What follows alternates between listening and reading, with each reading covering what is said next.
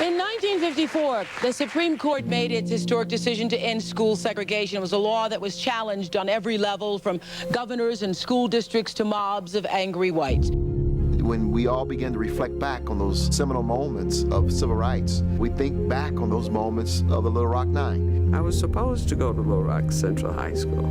This was something I always thought that I had a right to do.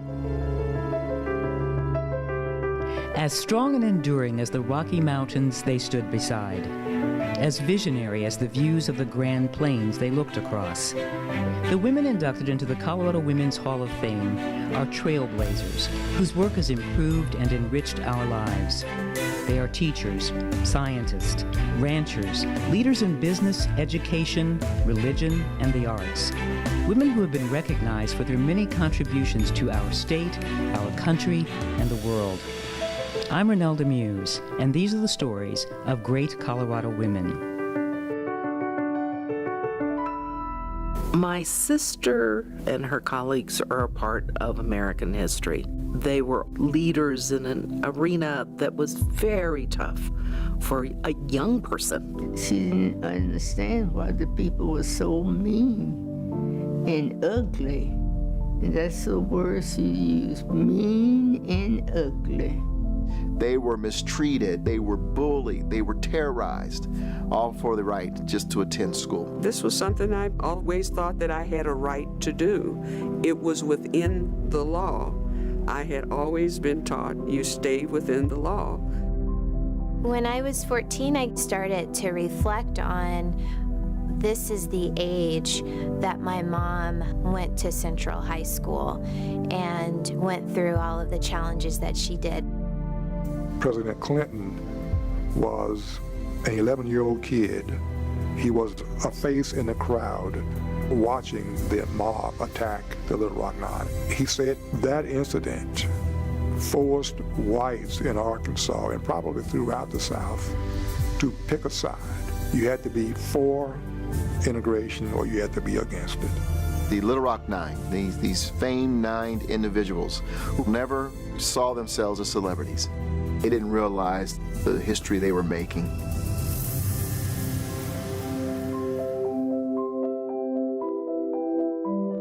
I grew up as a kid who enjoyed being outside. I loved to go to school. I was a part of Girl Scouts, a part of the Y Teens. I thought I was an average kind of kid. My father learned the trade of a brick mason when he returned from World War II. And my mother was a homemaker. When the war was going on, she was working in a department store. She was in the alteration department. And she could always show the clothing that's on the racks. But being in segregated and Jim Crow South, she could sell a suit or a dress to someone, but she couldn't touch the register. My great-grandfather, he was one of the first black contractors in the state of Arkansas. And my mother's father was also a contractor who had worked with my great-grandfather. Those two really did build the church that I attended. We had been around churches and really throughout the Methodist black community for a long time. My faith was a strong foundation that Jesus loves me, this I know. That helped center me. My parents valued education. They valued hard work. And for 6 years, I was the only kid there. And then all of a sudden, here comes this sister. I don't think I really enjoyed having that sister at that point in time in my life. As she grew up, she enjoyed playing with my teddy bears and my dolls. I liked seeing them on the bed. She liked taking them outside and playing with them in the sandbox. I did not like that. We got to be real close as we got older. And then my youngest sister, I'm 12 years older than she is. And that was a welcoming event. It was kind of like taking care of someone. I enjoyed traveling, and my father had gotten a letter from his sister who lived in New York, and said, if you would like to send Carlotta to New York City, I'll be happy to have her for the summer. I'll never forget them putting me on the train alone. And they said, Mr. Richardson will come and get you when it's time for you to go to the dining car. And later tonight, he will bring you a pillow. You have to understand the times. The times of Jim Crow South, you sat in certain cars. There were waiters and red caps and conductors who were primarily blacks, or Negroes, coloreds as called at that time. And my father and mother knew a number of them. So they were able to get a pass from one of the friends who happened to be a conductor on the train. Once I got to St. Louis, he transferred me to the next train and spoke to that particular conductor, who watched me and did the very same things all the way to New York City. I had been exposed to New York City at 8, and I played with all kind of kids. It was not about your color of your skin. It was about whether you were a good person or not. I lived on the street that was all colored kids, and a block away, they were all white kids. But in between the two, there was this open field. The kids from both neighborhoods would get together and we'd play softball all summer. And Carlotta played with the other children, and the neighborhood was mixed. I go to Stevens Elementary School, which is an all-black school. Now, playing softball with the white kids in the summertime, I would hear that they were getting new books in the fall. And I was always happy for them, because that meant their books were coming over to my school. That business of separate but equal education, it was separate, but it was not equal. I was told that these things were going to change, and we should be prepared to be able to compete with anyone. And I'll never forget the Supreme Court decision, Brown versus Board of Education. We discussed that in my classroom, we discussed it at my home, we discussed it at my church, what it meant to us there in Little Rock. I thought in September of 1954 that I would be going to Lee Elementary School, the school that was right there in my neighborhood with the kids that I played softball with. That didn't happen, because the school board did say that they would abide by the Supreme Court decision, but they needed to put a plan in place. That plan took 3 years, from 7th to my 9th grade. And with that plan, I had the opportunity to attend Little Rock Central High School. Central was a monumental school there that people had a lot of pride in, black and white, because this school was one of the top 40 schools in the nation. And it had cost $1.5 million in 1927 to build it. That was a lot of money. And not only that, the American architects had deemed it the most beautiful high school in America. And I lived in the neighborhood. Now, why wouldn't I want to go to the most beautiful high school in America? And it would look good on my application for colleges. So, yes, I was going to go. Mr. Smith, my homeroom teacher, came in with the bulletin and stated, any of you who live, and he gave some street boundaries, and have any intentions of going to Little Rock Central High School, please sign this sheet of paper. So it went around the room. When it got to me, I signed the sheet of paper and gave it to the person behind me. Didn't think another thing of it. It was not until end of July when the school system, the administrators, sent out the registration card. And that's when my parents really, they read it. And I can see my father's eyes widen. And he said, are you planning on going to Central? And I said, yes. And I could see some pride in him. He didn't question. He said, you sure this is what you want to do? And I said, yes. It's, I have a right to be there. He said, you're absolutely correct. he said, well, if you want to do it, go ahead, and we'll back you up. I knew that there would be people who would not want me to go to school there, but overall, I thought this was a community that abided by the law. And I thought those law-abiding people would help those who disagreed with that law to understand why this was taking place. I learned something different, but that was my thought. 147 black kids had the opportunity to go to Central.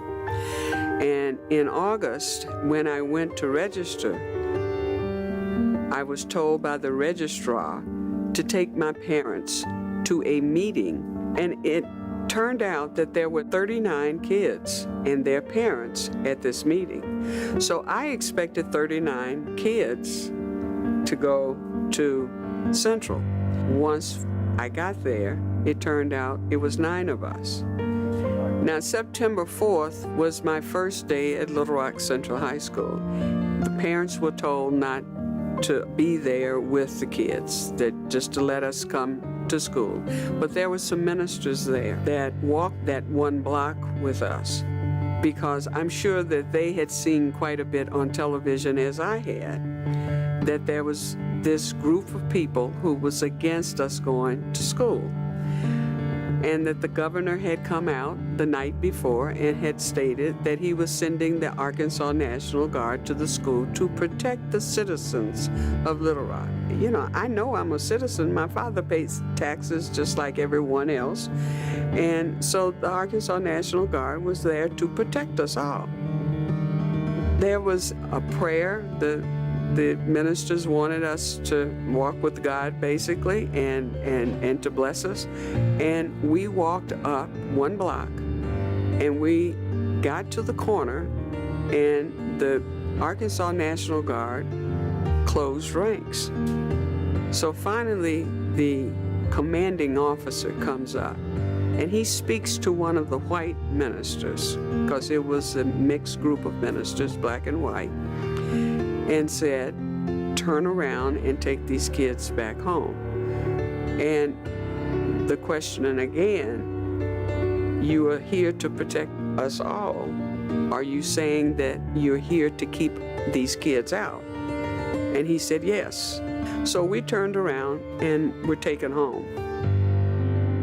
I knew I had a right to go there, and I was still wanting to go. And the other 8 felt the same way. That is when the NAACP called New York City to NAACP Legal Defense Fund and spoke to Thurgood Marshall, who was the executive director, told him what was taking place. He came to Little Rock because the Arkansas NAACP was filing a suit against the governor and his decision to call the Arkansas National Guard to keep us out. For the next 2.5 weeks, we didn't go to school. We met, we read the paper, we watched what was going on TV. A lot of litigation was taking place, things that I really didn't understand. The federal courts heard the case. A judge from North Dakota had been brought in to hear the case, and within 3 minutes or so, he had determined that the governor was wrong and for us to return to school. We did on September 23rd. At that time, the governor had removed the Arkansas National Guard. The crowd had grown to over 1,000, and only 17 of Little Rock's policemen, that's all they had, were there to protect us against the crowd that was growing across the street. And we slipped in through a side door. And I was in my 3rd class when a policeman came to the door of my geometry class, and my teacher said, Carlotta, gather your books and follow this gentleman. They took us down to the bowels of Little Rock Central High School and put us in 2 police cars. And I heard one policeman say to the other policeman who was driving, put your foot to the floor and don't stop for anything. The next day, President Eisenhower came on the national news. Such an extreme situation has been created in Little Rock. This challenge must be met, and with such measures as will preserve to the people as a whole their lawfully protected rights. And made a very strong point about what was happening in Little Rock and how much the Constitution meant to this country. We had to abide by the law. And he was sending in the military's finest, which was the 101st Airborne, to surround the school and to maintain peace there in Little Rock. And my thought was, what took you so long? Because it was almost 3 weeks and I'm behind in school. They bivouacked on our campus. A helicopter was buzzing over the school. We met. We got into a military station wagon. There was a military Jeep in front of us and a military Jeep behind us, fixed bayonets. They drove us to the school and they walked with us into the school. I felt safe then, for sure.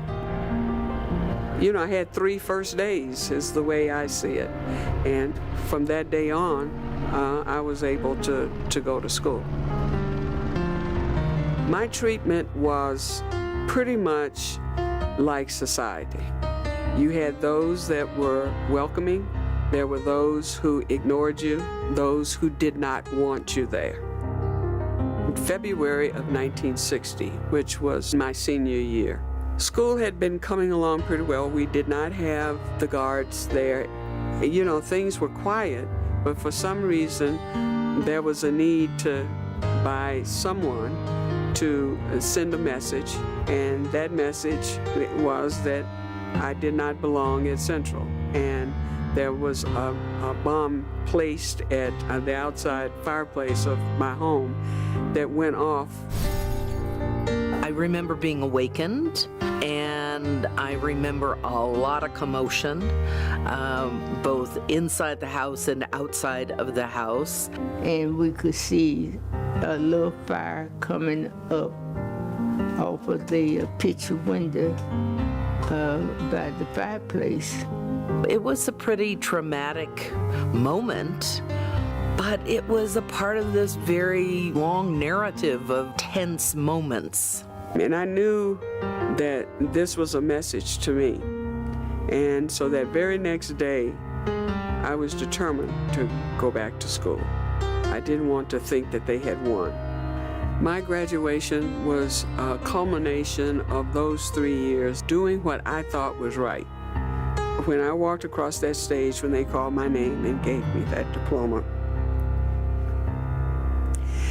that was it for me. I had completed what I started, and I felt good about it. And all I wanted to do was leave Little Rock, Arkansas after that. I just recall this sort of sigh of relief that this was over. The very next day, I took the first thing smoking out of Little Rock, which was the train, and went to St. Louis.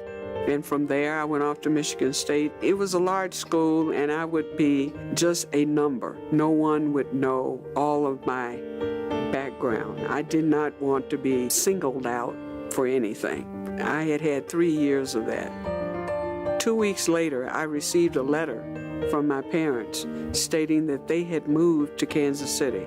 My father could not keep a job there in Little Rock, and he had the opportunity to go to Kansas City to work, so that's what they did. They gathered my 2 sisters and moved to Kansas City. My husband said, I don't think that we will want the other 2 to go through this like Carlotta did. And Aunt had been sending me letters encouraging me at Michigan State and said if I didn't like being in Michigan, that I would love Colorado. It was the end of my sophomore year. I went to visit my parents in Kansas City. But my father noticed that, he said, isn't it time for you to go back to Michigan State? And I said, I'm going to go to Colorado. It was all agreed upon. And I took a bus, a Greyhound bus, from Kansas City to Denver, Colorado. It was a very different experience living here in Colorado than it was living in the South. It became like her happy place. I just felt like this was my utopia, that this was the place where I belong. I had planned to go to college when I got here, and Greeley is where I ended up going. I drove to Greeley every day that first year from my home in Park Hill and worked 2 and 3 jobs, whether it was a waitress down at the Hilton Hotel for banquets or worked at the drugstore, and I worked at the post office. I had promised my mother and father that I would finish, and I did that. I was able to get a job at the YWCA, and I was a program administrator for teenagers in the school system. People had given things to the Y, and a home had been given to the YWCA. This house needed to be remodeled. It needed to be prepared to hold meetings and hold classes. So Carlotta went out that same day and got 2 books. She got one on remodeling and one on real estate. Doing this work, I recognized that I enjoyed doing it. Well, that was a success. So much so that she decided, well, gee, if I can remodel a home, why can't I sell homes? I felt it was my niche. I really did. After we married and had our 2 kids, we married in 1968. And 10 years later, in 78, my company transferred me to the Atlanta, Georgia area. And we got a phone call notifying us that a major network would do a story called Crisis at Central High. A made-for-TV movie was about to come out, The Crisis at Central High. And my parents knew that this was a movie that was about the story of the Little Rock Nine, that it was about to air, and that it would be a good idea if my parents sat down and talked to us about what the movie is about and the role that my mom played in history. I wrote my book, A Mighty Long Way, My Journey to Justice at Little Rock Central High School, for the purpose of being factual.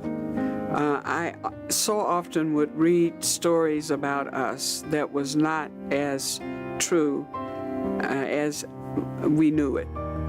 And I wanted something for my children and my grandchildren, that this is what really happened.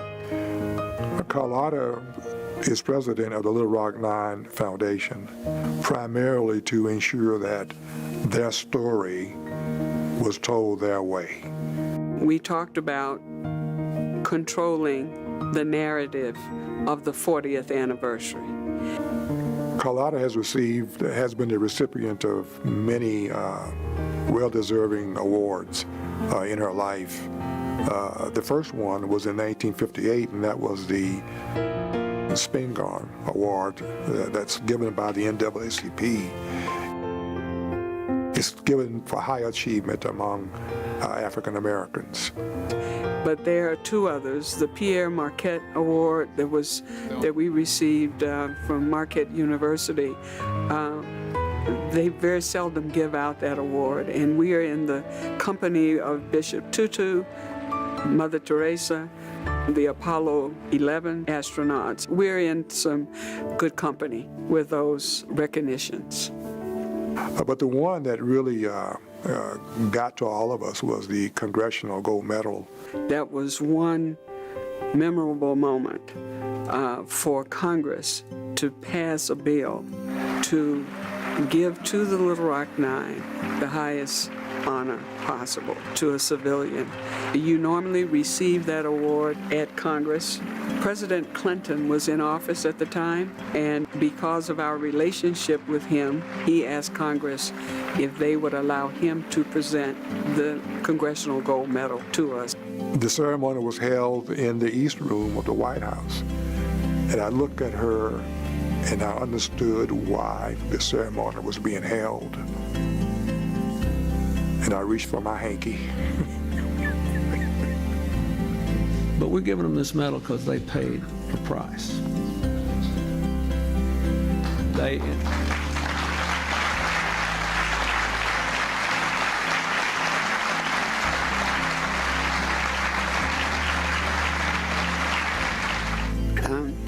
was quite a day.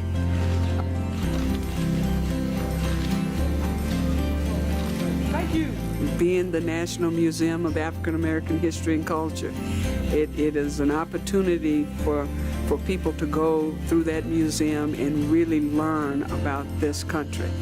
Carlotta and the Little Rock Nine opened up a lot of doors for kids coming along after them like me. Many of us think we were born on third base and nobody paid the price for us to be where we are. That's why it's important for Carlotta to share her story and to make sure that young people understand there are sacrifices. And so you now have a responsibility to make sure that we, first of all, don't go back, and two, that you build on the sacrifices that were made for you.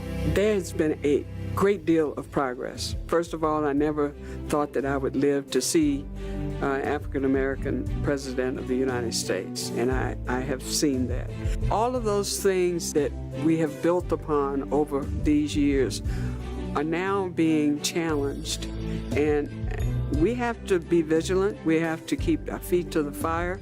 We have to keep talking about these issues. Her legacy is that normal people can do really brave and great things that have a lasting impact on so many people and can inspire others to keep moving society forward.